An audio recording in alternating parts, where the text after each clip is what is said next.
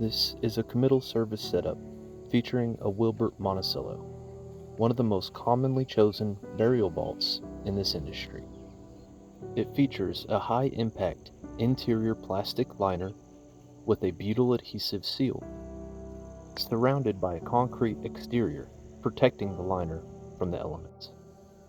The interior liner, along with the seal, is what provides the air and watertight seal to the burial vault. The concrete is there to strictly protect the interior liner from damage. Burial vaults are used across the United States, and in most cemeteries, including in the area where I work, they're required by cemeteries in general, whether that be a lined and sealed burial vault or a burial container of some sort. The primary use for a burial container of any kind is to prevent the ground from collapsing above the casket as the casket deteriorates. Without a burial vault or a burial container, the ground would settle over the years as the casket deteriorates, causing the cemetery more maintenance in top-filling the grave and reseeding. The way that our vault company sets up burial vaults is referred to as the Wilbert Way. This process suspends the burial vault above the grave, making sure that the entirety of the vault is visible to the family and that the burial vault can be sealed above ground, making sure there are no obstacles or debris in the way of the burial vault's seal. Some other vault companies choose to place the base of the vault in the bottom of the grave when they arrive in the cemetery, and the lid of the burial vault is placed off to the side, or it remains on the vault cart while the service takes place. In my opinion, this doesn't sit right with me. If a family chooses the burial vault, chooses the color, and color matches the vault to the casket, they should be able to see the burial vault in its entirety in the cemetery and watch the sealing process above ground to ensure it is performed properly. To begin the Wilbert Way setup process, we need to build a stable platform for the burial vault so the weight is dispersed away from the walls of the grave. We do this by placing planks flat to the ground with 4x4s on top of the planks and wood and aluminum boards to support the weight of the vault off to the sides.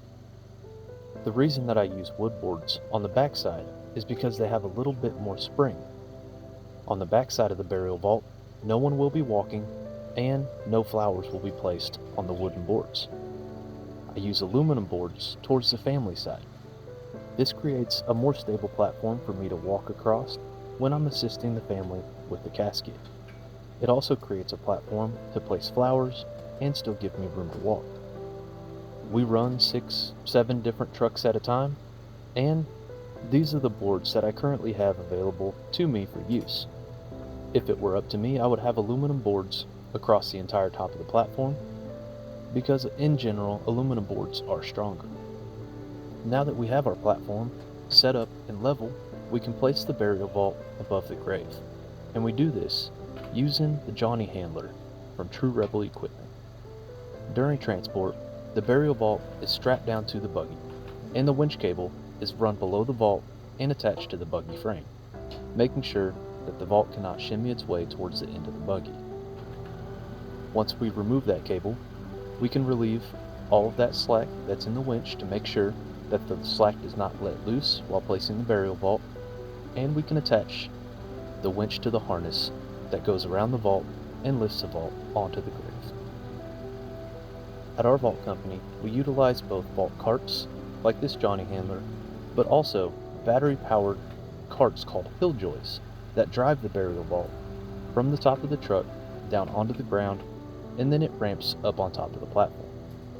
For my first 8 years in this industry, the only tool that I used was a Hilljoy. And through that time, I got extremely used to it, and I might even say pretty good at using a Hilljoy.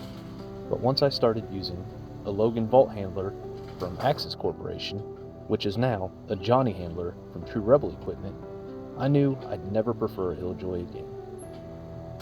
The main reasoning is that it eliminates multiple steps that must be used when using a Hilljoy. It also turns, which is a big bonus for moving the vault to the grave.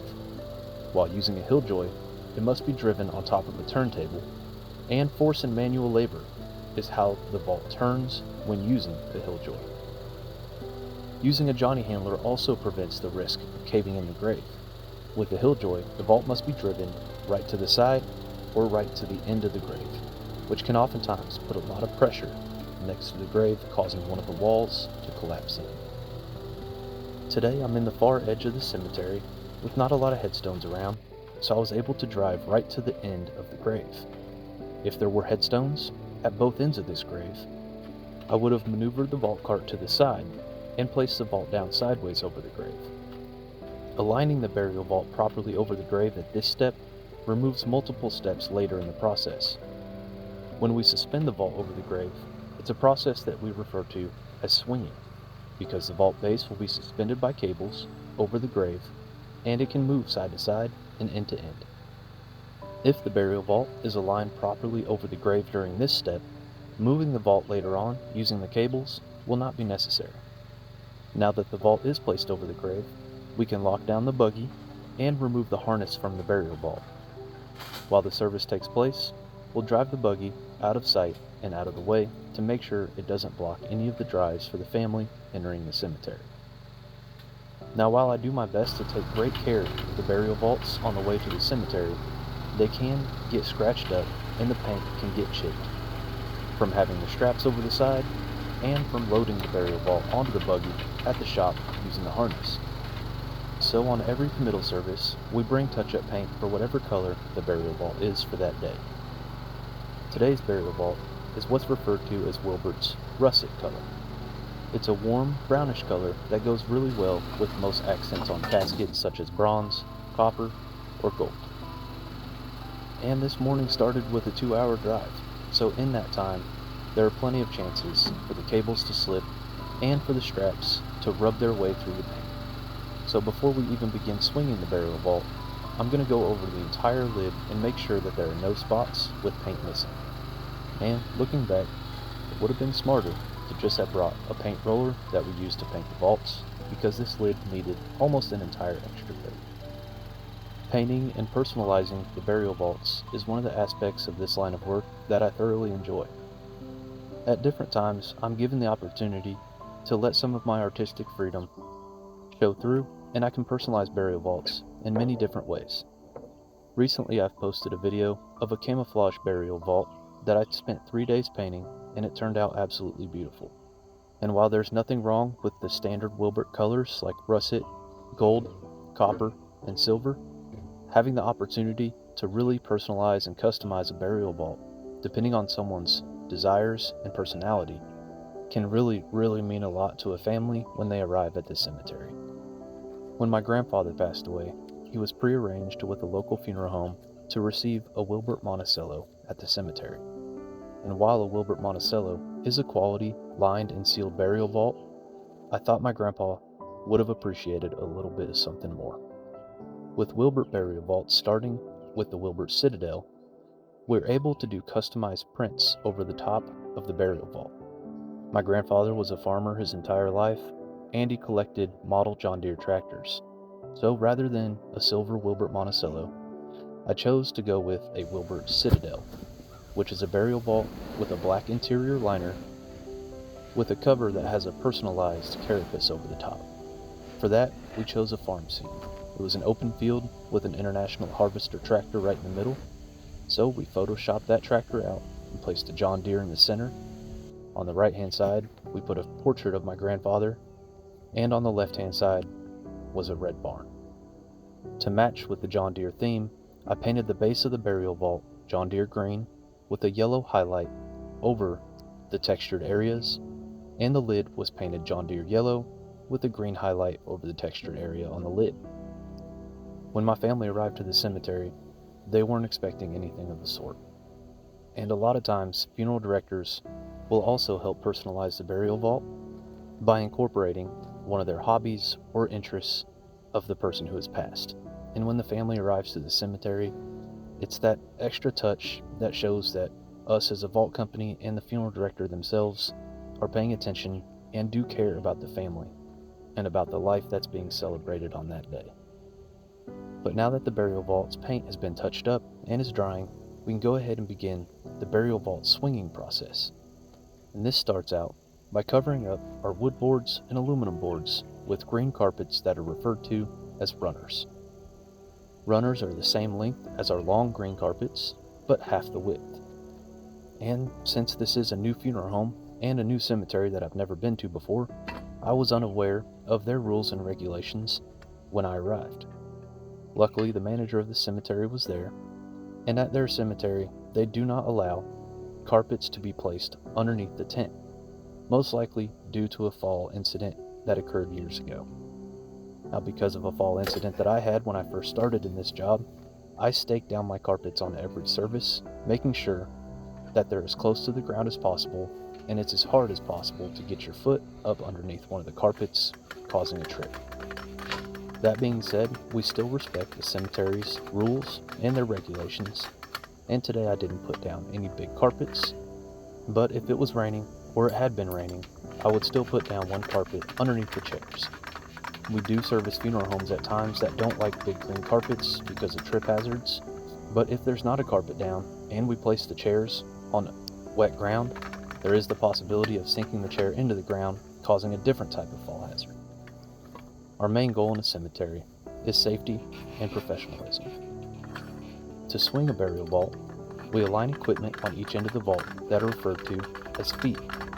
This equipment reels the cables 8 times on each end and is connected using a device called the one-man bar. It's referred to as a one-man bar because it connects the 2 sets of feet and allows one man to raise and lower the burial vault. On these feet, each end has a place for the crank to attach, which turns the gearing and raises and lowers the burial vault using the cables. On a typical service with the lid pushed back away from the family, we'll place the one-man bar in between the lid and the cover. This makes sure that the one-man bar is out of the way when I'm assisting the pallbearers with the casket, and it's not impeding us from placing flowers in front of the burial vault. For a Wilbert ovation service where the lid is leaned down on bent rails towards the family, the one-man bar will also be aligned towards the family side, making sure that on the back side of the vault that I still have room to walk and it's not in the way when placing the casket. It's at this time we would make any adjustments to the burial vault if needed. By shifting the feet and the cables to one side or to one end, we can adjust the burial vault over the platform to fit directly into the grave. If we perform the setting process with the Johnny handler, we shouldn't have to maneuver the burial vault to either side or either end at all. What we do want to make sure is that when we do raise the burial vault off of the aluminum boards, that it doesn't shift to either side, or especially shift over our wood boards or aluminum boards, preventing the vault from entering the grave. Now that we're sure that it's aligned properly over the grave, we can add the devices that will separate the lid from the base. The lid carriers attached to the lid and clamped down. The lid rails are attached to the feet directly underneath the carriers so that the wheels on the carriers will catch on the rails as the burial vault is being lowered, resulting in the lid being separated from the base. When swinging the burial vault, we make sure that there's around 3/4 of an inch of space in between the reels on the feet from the burial vault.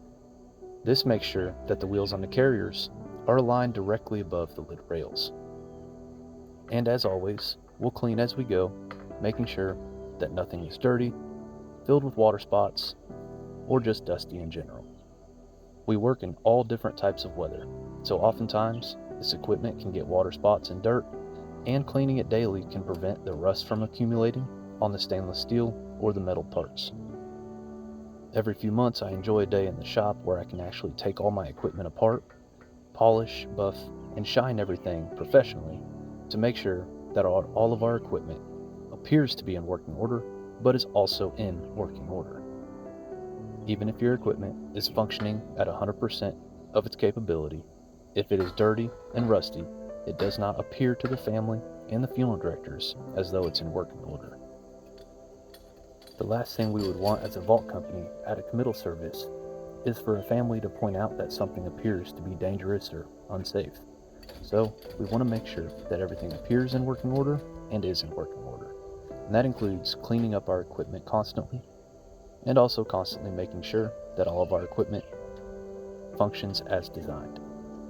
I've heard dozens and dozens of stories about disasters happening at committal services when equipment fails, and I pray, and I knock on wood, that I'm never the one on the committal service for that to happen, and I pray that it never happens to another family, which is part of the reason why I make these videos, is to try to help other vaultmen do their job to the best of their abilities and know every tip and trick in the book to prevent any type of disaster.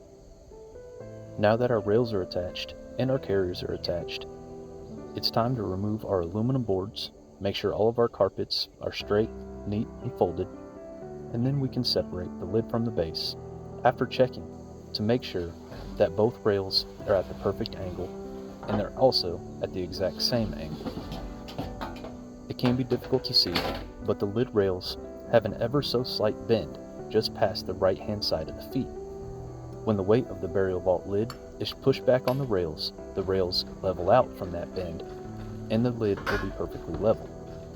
When placing the rails, they should be at an ever so slight uphill angle to the right, away from the base of the burial vault. If the ends of the rails are perfectly level when installed, the weight of the lid when pushed back on the rails will slightly bend the rails, and it will appear as though the lid or the base is leaning backwards away from the family. And to me personally, when seeing that, the vault doesn't look as stable as it should. But now that we're sure that all four wheels of the carriers are aligned properly on top of the rails, we can lower the base to its display height and push the lid back to the end of the rails.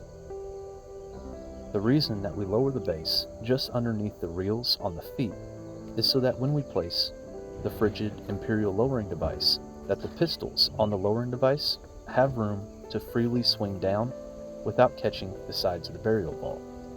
This would prevent the casket from fitting into the vault because those pistols would be in the way. And while the crew and myself do a great job manufacturing these burial vaults, they don't get perfectly cleaned up at the shop before they're put in storage to cure. So I use a rag and some Windex to get rid of a little bit of that excess concrete liquid that gathers around the lip of the base, and just a rag to clean up a little bit of the excess paint if any of the paint splattered onto the liner. Also at times, small bits and pieces of concrete liquid will dry and fall into the bottom of the vault, and I'll just use my leaf blower to blow those small pieces out to make sure the interior of the base of the burial vault is clean and free of debris. It's now time to install the lowering device, and this device is crucially important, especially when it comes to the stories of accidents and equipment failures that have occurred on committal service setups. When the family arrives to the cemetery, it is our responsibility to assist them with placing the casket onto the lowering device and lowering the casket onto the safety bars. For these committal service setups, I prefer the frigid imperial lowering device because of the way it is designed in a different way from other lowering devices. This device has a main front roller, and then it has 4 pistols that are attached to gearing attached to the rails on the sides of the device. One set of pistols has a thread, and the other set of pistols have a pass-through for the guide bars. The guide bars allow the family to simply set the casket on the first large roller. I will then be on the side of the burial vault to assist them in guiding the casket over the first set of rollers. Once it's on the first set of rollers, it seamlessly slides over the guide bars and clears the second set of rollers as well. These guide bars make sure that it's not possible for the casket to enter down into the burial vault missing the second lowering device strap. Other lowering devices use detachable rollers that don't have guide bars, and if the casket is a solid oak or extremely heavy, sometimes the casket doesn't clear the roller and it gets stuck, or worse, falls down into the vault. With the guide bar system and the safety bar system, this risk is almost eliminated entirely. We simply tighten down the lowering device to where the blue straps have a fair bit amount of rigidity, and then we will raise the pistols up level, which gives the guide bars an ever so slight incline to make sure the casket clears the second strap.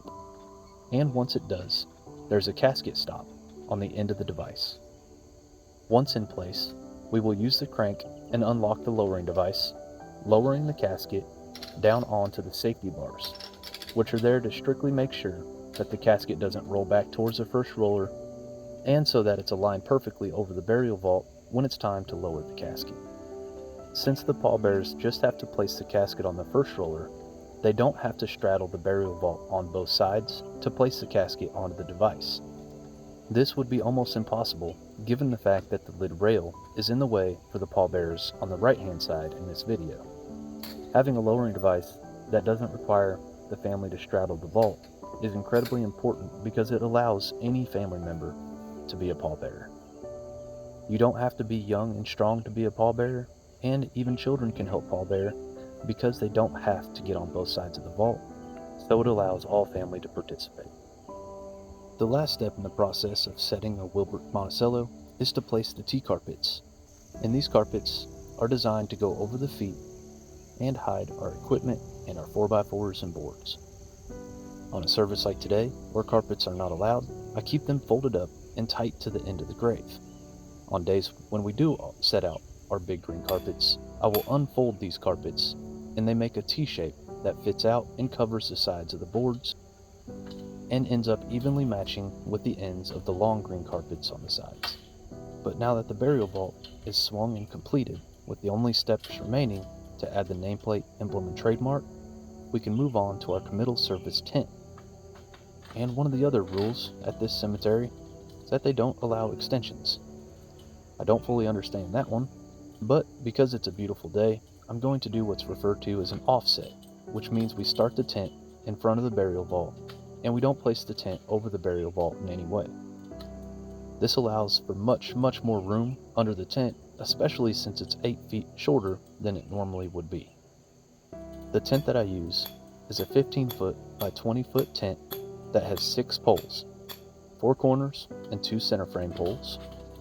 It then has a 15 by 20-foot canvas top that is attached using pins and the top extension poles attaching to the top extension frame. And while a committal service tent appears pretty straightforward, for some reason the new guys really struggle on getting one of these tents perfectly straight. The person that I'm laying to rest today was an Army veteran, so we thank him for his service, but we also want to represent his time in the services, so we will be placing American flags and Army flags on extension tent poles on the ends of the tent. I get fairly lucky on days like today when there's little to no wind in any way, and there's no rain in the forecast either. Our main priority with the committal service tent is sheltering the family from the elements in the cemetery. On a day like today, the tent isn't doing too much. The family will already be seated in the shade of the trees, but we'll set the tent, of course, anyways. Later on in the year, when it gets cold outside, or when it's raining, windy, or just plain miserably hot and sunny, the tent provides shade from the sun and shelter from the rain, ice, and snow. When it gets extremely cold outside, we have canvas walls that can surround the entirety of the tent. In those cases, we also run propane heaters underneath the tent, and if there's not much wind, we can heat up the interior of the tent by around 20 to 30 degrees. This canvas is much thicker than your average camping tent, and it's waterproof as well, so most of the time the rain just runs right off, or at least it doesn't come through and drip onto the family members. To attach the main frame top, we start with 2 corners, making sure that the banner is out facing the road, which today was actually a mistake because I do not have a banner for this funeral home yet. This is the very first committal service we've provided for this funeral home, and it takes a few weeks to get a banner in from the company that we use. In situations like this, or when one funeral home has multiple different services in a day, we will set the banner to the backside, having it hidden, or we will place our banner for our shop name in the front as well. To erect the main top, we set the 6-pole main frame piece into the center, and then we use one of the extension poles to prop up the entire tent as we place the rest of the poles into the corner spots with their pins. Once all of the poles are in place, we can go around and make sure all of our straps are connected and all of our hooks are aligned tightly over the tops of the frame. When it's extremely windy outside, the entire main frame can be pinned together as well, so that when ropes are placed on the corners, they can be pulled in every direction without fear of the frame coming apart. Personally, I've never been hit in the head with one of these tent poles, but I watched it happen when I was in training almost a decade ago. And from that day forward, I made sure to know that I need to keep my eye on these poles and make sure everything is attached properly for my own safety, but also for the families as well. These are lightweight aluminum poles, but they can definitely leave a mark. The only time I've ever been really in fear about losing a tent in a storm or in the wind was around 5 years ago in Frankfort, Indiana. It was a horrible thunderstorm, and a funnel cloud was spotted less than a mile away from me. I had everything strapped down using ratchet straps to keep the frame in place, and I had a tent pole up with a Purdue flag that day, and the wind was so strong it bent the flagpole in half. With fear that the tent would fall apart on me, I drove my work truck underneath the tent and used a ratchet strap to attach the top of the main frame of the tent to the top of the frame of my truck bed on the back. The storm passed, and my tent was fine, but the flagpole definitely needed replacing. Oftentimes, a funeral home may request multiple different flags, so I keep 2 flagpoles on my truck. For instance, on my grandfather's service, we had an American flag, a Cubs flag, a Navy flag, and an Illini flag. For this service, I just happened to buy 2 new Army flags at Lowe's the morning of because somewhere one got lost, and we need to make sure we have multiple of every flag, so I had 2 American and 2 Army flags on my truck to fly at this service. When it comes to flags for services, we all carry an American flag on our truck, but we also offer all the branches of the armed forces as well. We also have prisoner of war flags, Harley-Davidson flags, Cubs, Cardinals, Chicago Bears, the Purdue flag, the Masons, the Illinois State Police, the Thin Blue Line flag. We have just about any flag you can think of, and if we don't have it, there's a good chance that if we know soon enough, we can get one ordered and have it for the service. But now that the burial vault setup is complete, and the tent setup is complete, we can move on to setting our 12 committal service chairs with our 12 chair covers. 12 chairs is our standard number for every service, but we've used as many as 50 on a service before when a funeral home asks us to bring more and we have the chairs available to use. We also set out complimentary tissues on the chairs as well. In the wintertime, aside from setting heaters, we also set lap blankets on the chairs as well for the family to cover their legs up while the service takes place. I'm not entirely sure why, but it always seems like cemeteries have the extremes of all weather. So if it's hot out, it's hottest in the cemetery. If it's cold and windy, you can bet it's colder and windier out in the cemetery as well. And as I've said before, it's our number one goal and priority to offer a safe, sheltered environment for the family when they arrive at the cemetery. Today's committal service setup is almost complete. The only thing left to do is make sure that we know our alignment of the cemetery. So today's grave is in a north-south fashion rather than an east to west fashion. And as a general rule, when graves are aligned north-south, the feet of the individual being laid to rest will be towards the south, and the head end of the casket be towards the north. Wilbert burial vaults are designed with the nameplate and trademark at the foot end of the vault and the emblem at the head end of the vault. I have seen other vault companies do it the opposite way. In my opinion, it's just important to make sure that when the casket is placed, it is aligned correctly. Nameplates are often color matched to the burial vault as well. This russet will receive a gold nameplate and emblem. If this vault were copper, it would receive a silver nameplate and emblem. And if the vault is painted a custom color, the nameplates can also be painted to match the burial vault as well. For this service, a wreath was chosen to be placed where the emblem goes on the burial vault. On today's service, my bearings were not correct when I entered the cemetery, and I placed the trademark at the wrong end of the vault lid. When this mistake is made, I chose to place a trademark at both the head end and the foot end of the vault. Given the appropriate time, I could have used the vault cart to lift this lid off the rails, spin it, and place it back down. At our company, each burial vault technician is given around 3 hours to set up a committal service. Now, committal services don't take near that long to set up. On an average day, it takes anywhere between 45 minutes to an hour and a half to set a committal service. The extra time is not to make sure that we can work slowly or not work hard. It's so that if anything malfunctions or breaks, we have an ample amount of time to get to the cemetery and replace a part, replace a piece of equipment, or replace the vault if something were to happen. The last thing we would want is for something to malfunction and for us to have to call the funeral home and let them know that a committal service is not set and ready to go. If a truck tire blows out on the highway, or if there's a crash and we get stuck in traffic for over half an hour, we never really know exactly how much time we'll have once we arrive at the cemetery. So it's better safe than sorry to make sure that the family gets the committal service setup that they deserve.